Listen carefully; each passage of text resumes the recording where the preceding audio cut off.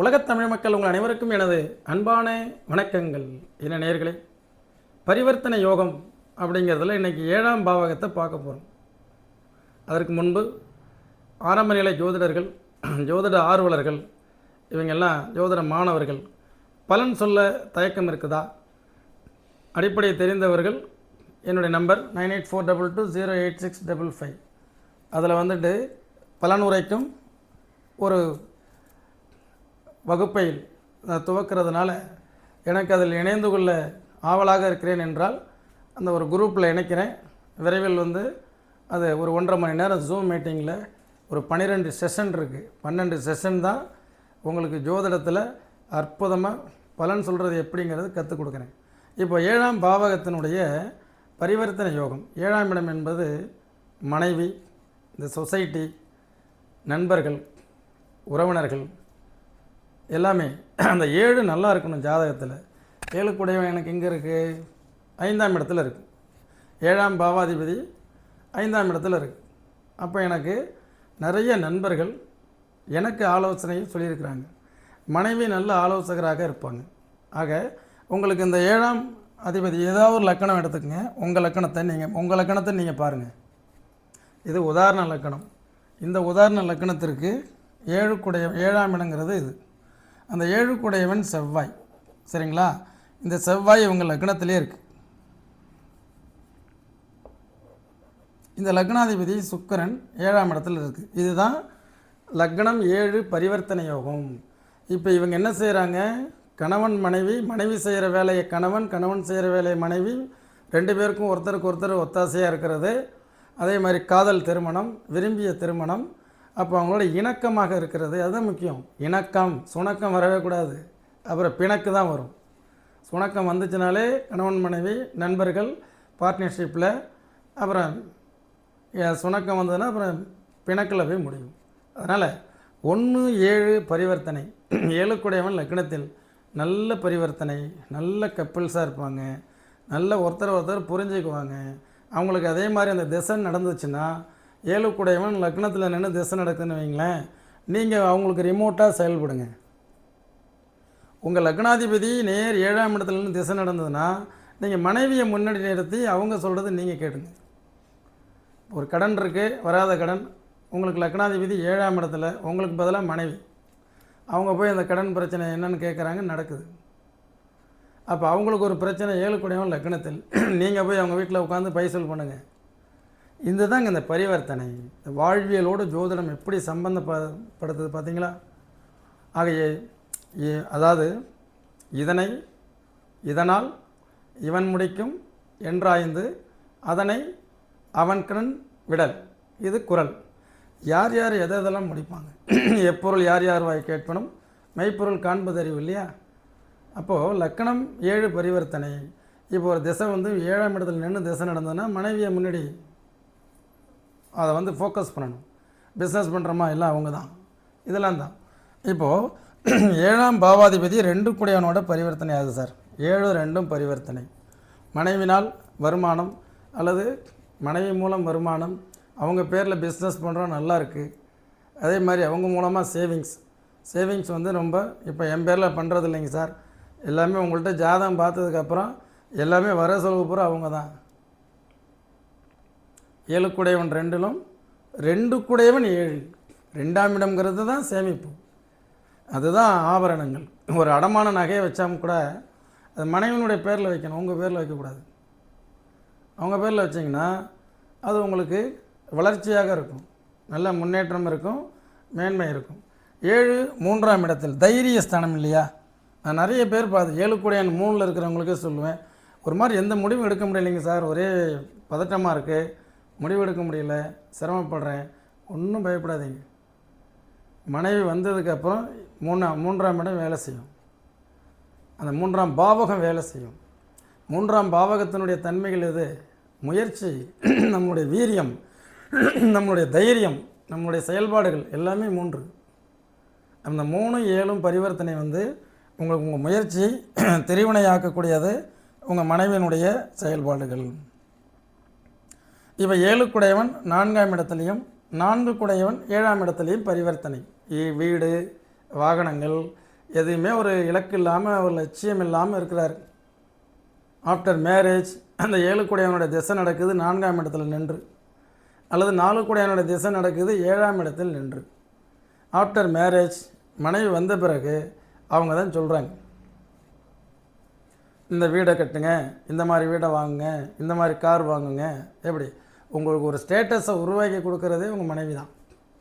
7ஆம் பாவங்கிறது அவ்வளோ ஒரு வலிமையானது இல்லையா? 7ஆம் இடம்தான் எதிர்பாவம்.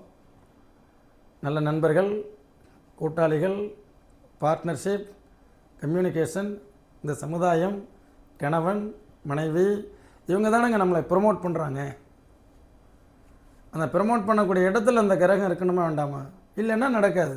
நாம் இப்போது நம்ம என்ன யோகத்தை பேசிக்கிட்டு இருக்கிறோம். 7-4 7-5 பரிவர்த்தனை. இதுதான் காதல் திருமணம் அல்லது மனைவியை காதலிப்பது. மனைவியும் கணவனும் எப்போதுமே நல்ல ஒற்றுமையாக இருக்கிறாங்க. அந்த 2 பேருமே கண்ட கனவுகள் நினைவாகிறது. 7-5 பரிவர்த்தனை மிக அற்புதமான பரிவர்த்தனை. 7-5ங்கிறது 5 கூடையவன் 7ஆம் இடத்துல நின்று திசை நடந்தாலும், 7 கூடையவன் 5ஆம் இடத்துல நின்று திசை நடந்தாலும், மனைவி என்ன சொல்கிறாங்களோ அதை கேட்டு போங்க. அவங்க தான் அவங்களுக்கு மிகச்சிறந்த ஒரு அற்புதமான ஆசிரியர். 7-6 தொடர்பு. இந்த 7 கூடையவன் 6ஆம் இடத்துலையும் 6 கூடையவன் 7ஆம் இடத்துலையும் பரிவர்த்தனை யோகமாக இருந்து திசை நடந்ததுன்னா, அந்த திசை நடக்கும்போது கவனமாக இருக்கணும். அது கணவன் மனைவிக்கிடையே கருத்து வேற்றுமைகளையும் பிரச்சனைகளையும் உருவாக்கும். இந்த பரிவர்த்தனை ஒரு நல்ல பரிவர்த்தனை இல்லை. பட் அப்படி பரிவர்த்தனை ஆகும்பொழுது 2 கிரகங்களும் 2 வீட்டுக்கு அதிபதியும் நட்பான முறையில் இருந்தால் நல்லது. அதே மாதிரி அது பார்த்திங்கன்னா உங்களுக்கு எனிமி பிளானட்டாக இருக்கக்கூடாது. அந்த திசை நடக்கும்பொழுது அவசியம் கணவன் மனைவி ஜாதகத்தை எடுத்துகிட்டு வந்து 2 பேரும் பார்த்துக்கணும். சரிங்களா? பார்த்துட்டு செயல்படுங்க. இந்த 7-6 பரிவர்த்தனை. இந்த 7-8 பரிவர்த்தனை எப்படி இருக்கும்? 7 கூடையவன் 8, 8 கூடையவன் 7. அந்த திசைகள் வரும்பொழுது உங்களுக்கு அந்த லக்ன பாவகம், அதே மாதிரி கலத்திர பாவகம், கலத்திர காரகன், கலத்திர ஸ்தானம் பாதிக்கப்படுதெல்லாம் இருந்துச்சுன்னா பிரச்சனையில் கொண்டு முடியும். அது 7-8 பரிவர்த்தனை ஆகி அந்த திசை நடக்குதான்னு பார்க்கணும். ஜென்ரலாக நான் சொல்கிறேன் 7-8 பரிவர்த்தனை அப்படிங்கிறது ஆயிருக்கு. நல்ல பரிவர்த்தனை இல்லை. ஆனால் அந்த திசையே வராது அப்படின்னா பிரச்சனையே இல்லை. அந்த திசை வந்தால்தான் அடுத்த லேயர் யார் நட்சத்திரத்தில் இருக்கா, அந்த ஸ்டார் லார்டு எங்கே இருக்குது, உங்கள் லக்னாதிபதி எங்கே இருக்குது, எந்த அளவுக்கு அதை புரிஞ்சுக்குது. அறிதல் புரிதல் தெளிதல் தானே, அது லக்னம் தானே. அதெல்லாம் நல்லா இருந்துச்சுன்னா நல்லாயிருக்கும். இல்லைன்னா 7-8 பரிவர்த்தனை நல்ல காம்பினேஷன் கிடையாது. 7-9 பரிவர்த்தனை. இந்த 7-9 தான் எப்போதுமே மனைவியினால் அதிர்ஷ்டம், ஃபார்ச்சூன், பொன்பொருள் ஆடை ஆபரணம், மண்மனை வாகனாதிபதி யோகங்கள், பதவி உயர்வு, வெளிநாட்டு பயணம், வெளிநாட்டு பிரயாணம், வெளிநாட்டு குடி உரிமை, உயர்கல்வி, ஆராய்ச்சி படிப்பு, இதெல்லாம் 9 வேலை செய்யணும்.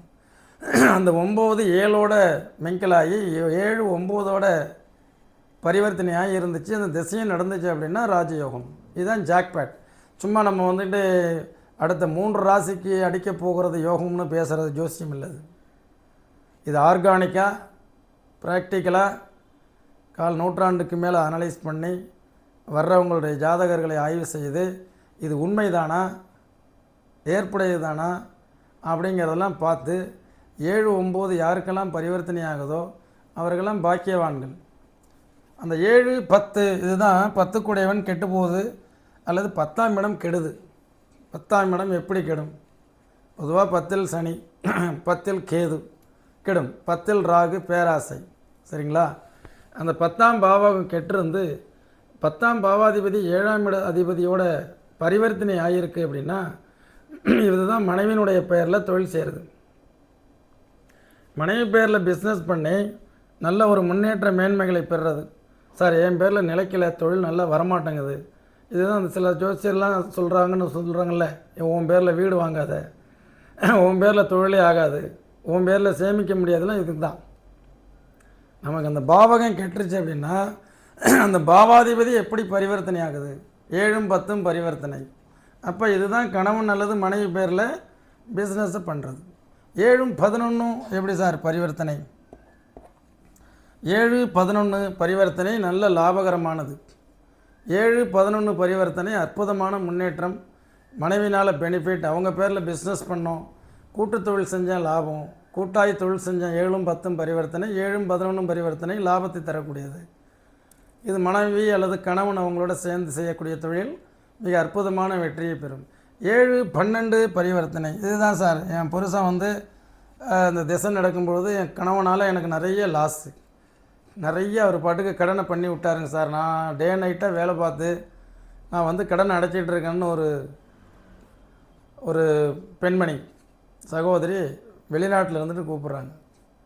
2 பேரும் வேலைக்கு போன இடத்துல அவர் பாட்டுக்கு இஷ்டத்துக்கு எடுத்து காசை செலவு பண்ணிவிட்டு இப்போ முழிக்கிறார். இது கடைசியில் பிரிவினை வரைக்கும் போச்சுங்கிறார். அதான் 7 12 பரிவர்த்தனை. இந்த மாதிரி உள்ளவங்க கணவன் மனைவியவோ மனைவி கணவன் பேர்லையோ அவங்களுக்காக உதவி பண்ண போய் நீங்கள் அவஸ்தையில் மாட்டிக்குவீங்க.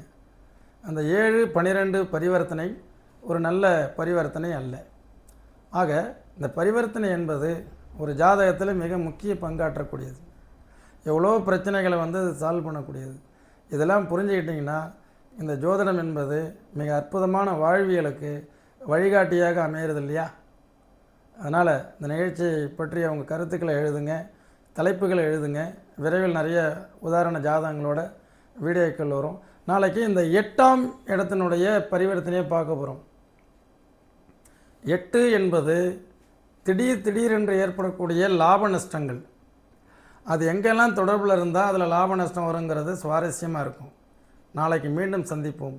என்றும் உங்கள் முனைவர் ஆலயம் ஜெய சுவாமிநாதன். நன்றி, வணக்கம்.